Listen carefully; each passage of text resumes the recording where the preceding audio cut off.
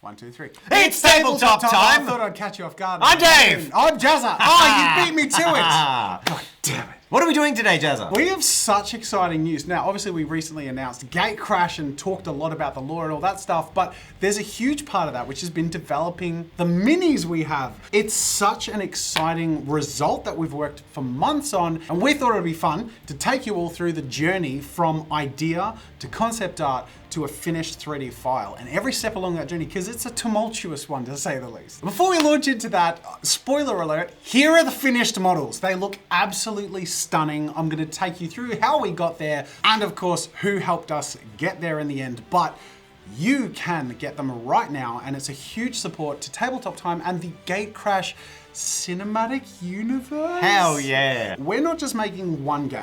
Gatecrash to us is so much more. Gatecrash is our ability to make competitive games of different kinds, but also content and characters well into the future. It's our playground to really bring a whole universe to life. This is definitely a labor of love for us, and we're trying to create a universe that people can really get behind. And if you're as excited about this as we are, or if you're at least excited about our excitement and you want to see how far we can take this, any and all support is huge. And in fact, there is currently a 30% off sale over on My Mini Factory. So now is the best time to jump into it. Get the first ever Gatecrash minis for 30% off. Or if you don't have a 3D printer, Alicia has made this amazing poster with our first ever developed characters that you can see absolutely stunningly laid out there. And anyone who gets that poster, which will be hand signed by the whole development team, will also get a little bit of a code they can claim to give you earliest access to the game and dev news as we develop anything Gatecrash related. So go check all of that out. Link is in the description, and we really appreciate it. Every single purchase of the poster or the minis is a huge deal to us. We really do appreciate it, so go check that out. But that's the end result. Let's go way back to the very start. Now, in the last video, Dave covered the 5 factions in Gatecrash. Alpha, Omega, Corpus. Drasi, And Epoc. You have to say that in those voices. And Epoc. I don't know. And the first order of business was to make the first characters for each of those factions. The long view being there would be many characters in these factions, and to be honest, to cover as much ground as possible, we want to really like star-studded and extremely diverse and new cast that the gaming scene is sort of maybe unfamiliar with. So when Jazza approached me and started talking about it and said he loved things like World of Warcraft and wanted to create MOBAs with big characters, I was a little bit nervous that we'd be seeing something a lot more generic. And then Scrap came along, and wow. Can I just say, what a unique launch to a game. And from that moment, I knew we were going to be making something different.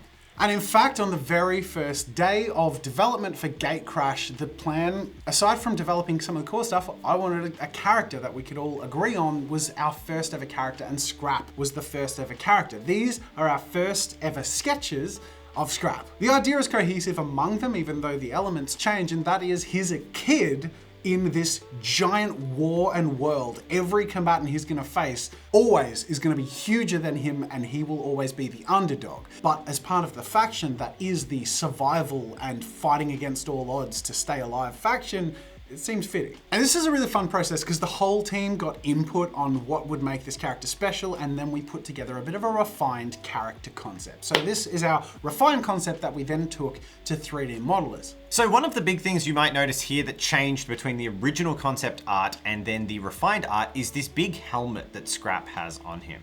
We wanted to carry the story that he was from a post-apocalyptic world. And that meant we needed a few more elements of sort of futuristic technology. So the idea behind this resistance fighter sort of combat helm with a visor that comes down and maybe has a heads-up display sort of brought together the idea that his post-apocalyptic wasteland was a little bit different to the ones we might usually see. Sort of like Apple or Star Trek vibes. Clean and super futuristic AI utopia that has fallen into an apocalypse. So we're gonna go through Scrap's 3D process, but let's go through all of the concept art for our initial characters that we put into the pipeline to turn into minis. So the next one, we actually did a bit of brainstorming and visualizing of the world before we did any characters. And Alicia photo bashed together a bunch of images. We can't claim ownership of this because it's a lot of other people's work. This is just for our in-house visualization purposes, but put together 2 images to help create the visual feel of what Epoc is like. And these images I think are really helpful for that and for the artist that we'd be sending to do sculpting. It really gives that vibe. So I was super excited to work on Hypatia because as Jazza kind of came in with Scrap as his launching concept, I'd say Hypatia was something I came in pretty hard with. I really love the idea of a faction that you could associate with sort of the civilized worlds and the structures in the world. And as a longtime fan of classic mecha anime like Gundam Wing and Code Geass and Evangelion, the idea of this Britannia-inspired world of high-tech militarization combined with this extremely glamorous monarchy with over-the-top clothing really hit the spot for me. But turning that into a visual that you could latch into required a lot of teamwork. This is the first ever sketch that we had made of what eventually turned into Hypatia. We were referring to this character as Master and Commander, and her initial name was Amelia. And this is all the stuff we're sort of workshopping. Master and Commander sort of floated around, even still does a little bit, because the idea of this character was that she would have another character, that she was more the point and make things happen character, and her companion could be a tool in gameplay, but also a companion in the story. In the early concept development also, we wanted to reflect that these Epoch characters were not good guys. So the Master and Commander working title and the clear militaristic ties to the colonial British Empire were really our little nods to the fact that this regency that she was part of maybe weren't the good guys after all. So this was the first page of concepts that Alicia and I and Dave had sort of been workshopping. And as you can tell, it's sort of a process of fishing for the things that are working for us. On the left, we have the concept that we started with, and then as we work on some more refined versions of that, and Dave and I sort of give our input, a little bit more armor, a little bit less this or that. Eventually we ended up with something closer to this, which is what we workshopped into more of a refined concept art. So first we refined Hypatia, and this is where Alicia took that sketch that we liked and did a whole bunch of alterations. Now, this is a part I tend to have a really strong opinion on and that is finding what I guess you could call design hooks. When I look at these, I am always looking for one or two things that catches my eye that I can jive with or that I find visually interesting. So I was avoiding, like the plague, things that sort of looked too uniform overall, whereas I wanted my eye drawn into one or two areas, usually higher up on the figure. And I'd say the design flares we ended up settling on with Hypatia were twofold. One, this cape on her side just looks so cool and commanding. And two, this cravat thing that was happening. Now, we were trying to find ways to mix the sci-fi and this sort of almost French aristocratic nobility look that we were finding. Sort of high Renaissance, high European. Victorian. That's the, yeah. It's Victorian era. And because we're designing not just with the character in mind, but with the faction in mind, it ended up being something that we decided we could put on other characters in the faction. This sort of cravat with a gem on it that defines this character as a gatecrasher, like it's a ranking that they earn in this civilization. Which brings us to Chetsu, and knowing that, we had to find a way to put that gem and cravat on him, similarly to before we had the pose and the sketch that we liked most from Alicia, and workshopped that until we came to a refined concept that had that cravat that also was on Hypatia. I'm kind of a little bit of a stickler for things making sense even if they don't have to follow the real laws of nature. So one little addition is you'll notice his sword on the back of it has a battery pack, much like your power tools at home. So he can actually detach his little battery packs and reload them into his power blade. I think that's cute. It is.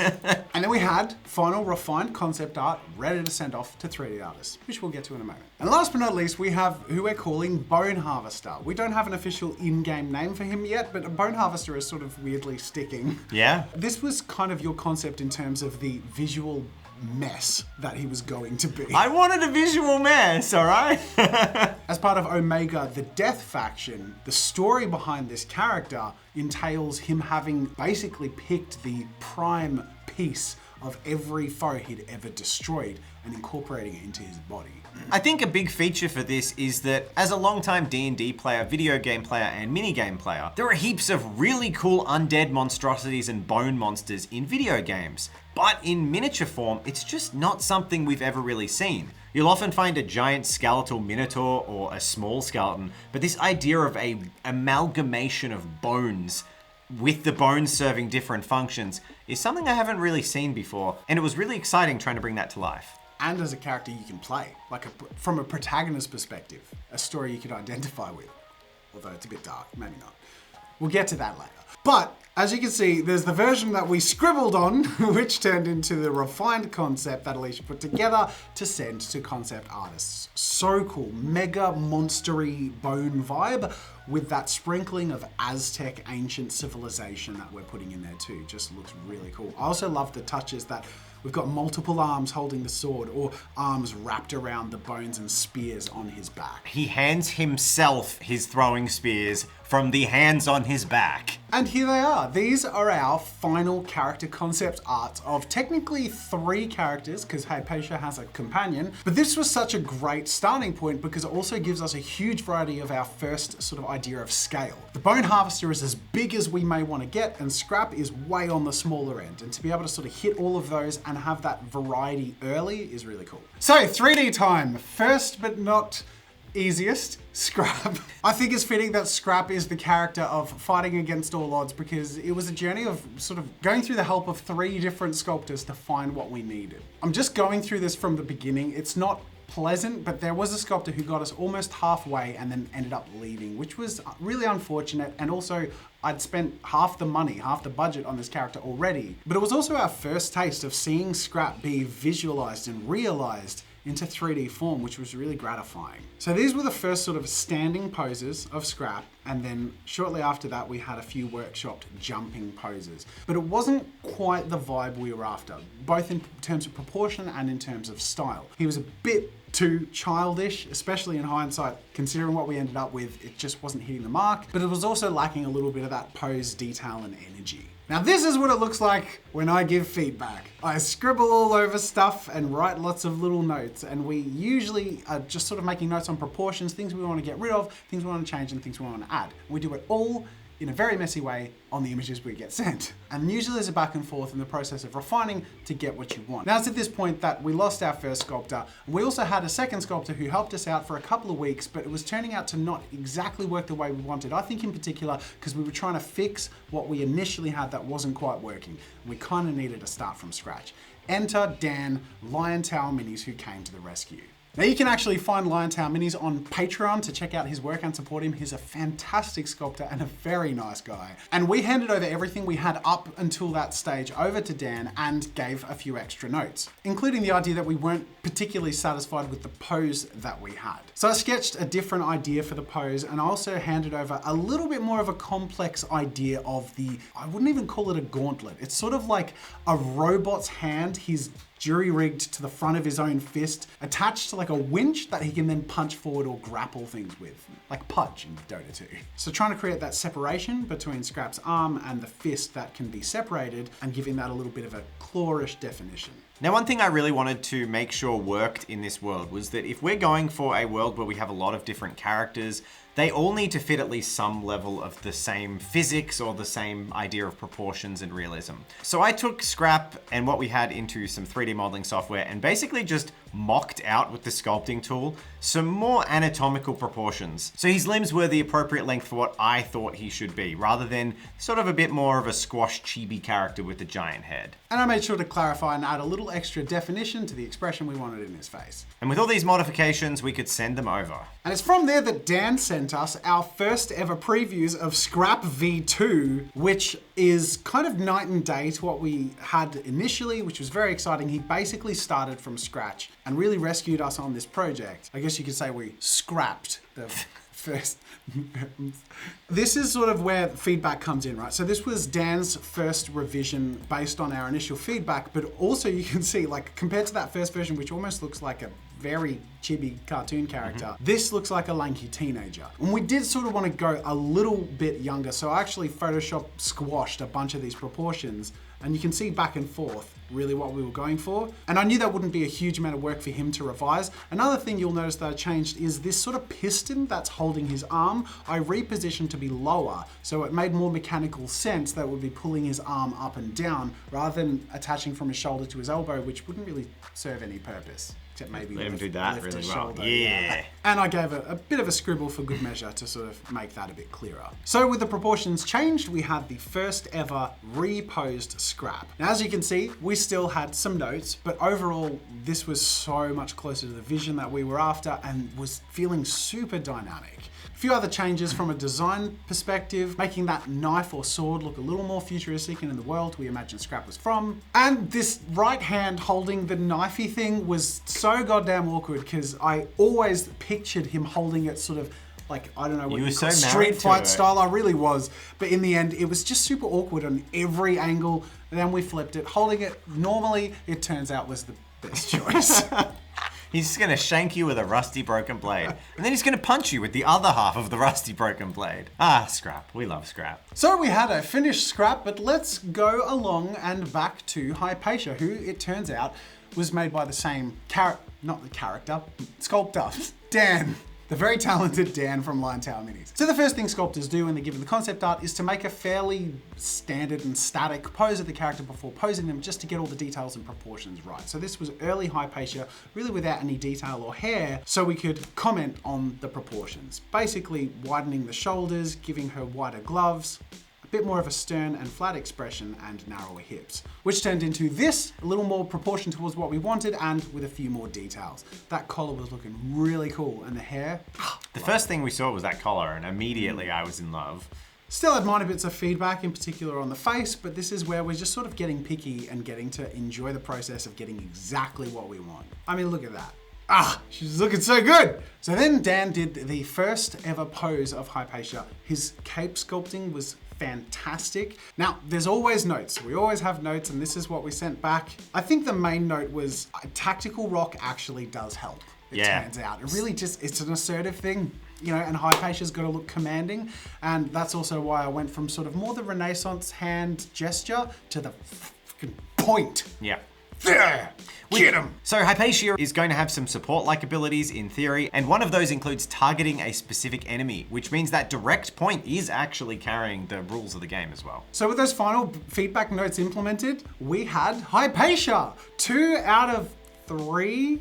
Well, Chetsu wasn't his own character because he belongs to Hypatia, but he was sculpted by a different artist. Enter Velrock Art. You can check him out on his My Mini Factory page. Velrock, fun tidbit. He's a patron. And that's how we got introduced to Velrock, and I'd seen some of his art through our chats in the Discord, and we reached out to him and talked to him about maybe sculpting us some characters for our game. So this is the first ever preview of a Chetsu idea based on that concept art. Obviously everything always starts off simplistic and with a lot of room for change. He has a bit more of an alien vibe on his skin because I asked for it, and then you were like, maybe just lion. And I was like, but then he's like a furry. And then you're I was like, yes. Yeah. Chetsu's planet in the lore that I've been writing up had a really deep sort of Aztec or Mesoamerican influence to the culture. So I love the idea of big cats like jaguars and pumas. So it was really important from my perspective that Chetsu embodied some of that heritage. So next version of Chetsu, he was coming along mighty fine. We obviously gave a little bit of feedback, shorter arms, a few more details, but loved the direction, and we got to start moving into detailing. Things like the gun that would be attached to his waist. And as our feedback was applied, we requested more changes, little nips and tucks and tweaks, but we sort of get to be pretty picky because we get to make exactly what we want, both for our game and for you guys. Now, Velrock makes a whole bunch of minis for tabletop gaming, and it showed in the fact that he actually went and made different arm options for Chetsu. Because the original concept has this big banner. We thought that was really cool, and we got feedback on that and everything, but he actually suggested, like, what if you could swap out the arm? He gave us the option with an arm down or an arm up, or both, and we said both. So Chetsu is in pieces where you can pick one of 3 right arms. The banner, the gun down, or the gun up, because why not? Thank you, Velrock. And his final design just looks so cool and is so, like, the concept art. There he is. He's a real character now, and in fact, he's a mini. Look at him. Now they are all of the finished mini. Now we're gonna go into a couple of unfinished things, but I think now is the point to reiterate all of the final designs that we've shared with you. You can see right here, they're absolutely gorgeous and they print gorgeously. Massive shout out to Ty from Table Flip Foundry, who has helped us make awesome support so you don't have to worry about that when you print your minis. They come pre-supported, or you can support them yourself because it will come with the original files. Now, if you're into painting projects, these are actually printed at a 40mm scale, and that's the scale that Gatecrash will be played at. So they're an absolute treat to paint, with all the little details being quite accessible. So next is a character that isn't finished, but he's we're in the midst of that process of refining and finalizing, and we're so close to the end, it's just too exciting not to share, and you'll probably see him come up on the channel very soon anyway. Plus, Bone Harvester, like, is so cool from the concept, it's not fair to just not show a bit more. That's fair. Now I had a couple of early notes for our sculptor, who is, by the way, Fleshcraft Studio. You can see him on My Mini Factory. Fleshcraft Studio does a lot of sculpts with a lot of these more organic shapes and creatures, which I thought would be perfect, and it turns out I was right. So there were two early notes I had for Fleshcraft Studios. One was, let's bring his legs in closer together than we have at the concept art, because we have a 40mm base and we want him to be as big as possible. Legs coming in together means he can be bigger. The second note was just to bring attention to these two little legs hanging around his neck, because there's so many bones, it can be easy to miss certain details, but that's one of the core parts of his character's story. We'll get to that in another video, but there are children's bone legs on his neck for very good reason. Can we So show the them first amazing ever box? versions, the first ever versions of Bone Harvester that we got is actually this giant blob that incrementally had bones and details added, which makes sense because you can't quite neutral or T-pose a horrible bone monstrosity and then repose him without messing everything up. So he had to be sculpted in the pose, adding some of these awkward or peripheral bones as it went along. But it went along quick because this was the next update that we got from Fleshcraft. Man, he works fast and it's so cool. Now, like I said, this is not finished yet, so we're still giving little bits of feedback and we have to, of course, make sure it's print proof. But all in all, you can see. This is before his legs were sculpted. Look at that. But the first one, we've he's got got Bone his little- Harvester at the top, Stay Puft Marshmallow at the bottom. He's just got his buns. I think if you turn it back to this one, look at this. It's like his buns. He hasn't put his bone pants on. He looks so gnarly. I can't wait till he's finished, and we're definitely going to print and paint him up for the channel. And from this point, the sky's the limit, because they're the characters that we have locked in place. We have a couple of other characters that we know we want to do next, one of which is inspired by the idea of a biblical angel in a literal sense. 6 wings of the seraphim and blaring eyes and a shapeless form. Here's an artwork that inspired Dave as part of that prompt as well. Now obviously this is just more mood boarding, but this character will be named Sarathiel from the Alpha faction. And the next character to come is the Ascendant. Think a Nightmare Homelander style superhero character, but from a culture of philosophers and alchemists from a weird magical fantasy world. With a heavy dose of Dr. Manhattan. Yeah, absolutely. He's basically your worst superhero nightmare. And we have so many more characters that we're brainstorming and really exciting stuff, but to have our core 3, technically 4 characters be real things that we can now print and play with is just exhilarating to us, and we can't wait to make more and share that with you.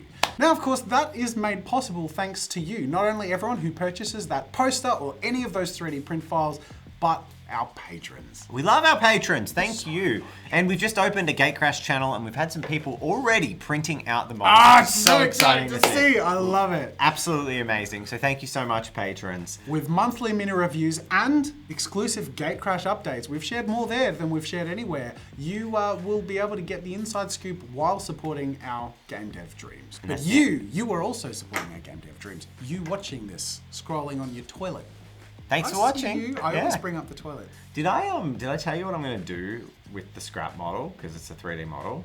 I'm gonna make a pumpkin and put it on his head for Halloween and print a Halloween scrap for the studio. So a big pumpkin on his head. Perfect. Yeah, you shouldn't be allowed this kind of power.